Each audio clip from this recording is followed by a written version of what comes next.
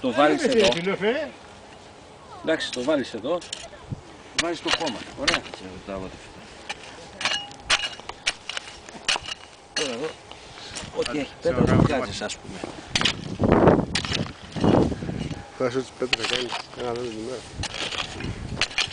Ναι, αλλά πρέπει να βγούμε. Εννοώ δηλαδή. Αλήθεια είναι και από δουλειά.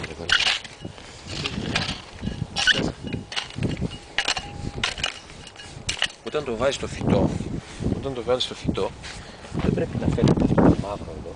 Δηλαδή το αφήνεις έτσι. Να, έτσι ήταν φυτεμένο, παιδιά.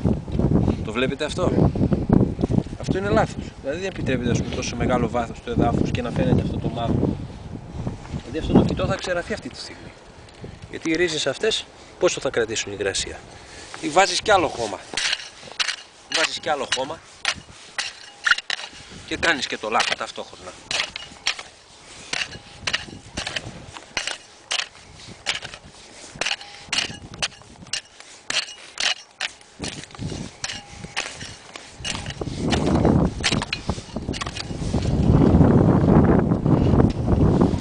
Αυτό εννοώ δηλαδή, δεν πρέπει να φαίνεται το μαύρο. Είναι δηλαδή ήδη βαθύ σιλάκι, δεν επιτρέπεται, ας πούμε. Εντάξει, άμα έχει πέτρα, φέρνεις από εδώ, ας πούμε, σε κάποια σημεία. Ναι, εκεί αν κάνεις ποιος κατοχός. Έτσι, καταλάβατε. Και άμα κάνετε καλό λάκκο, αργότερα δεν θα έχετε...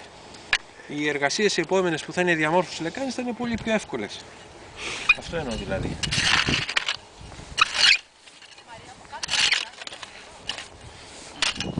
Εντάξει, μπορείς.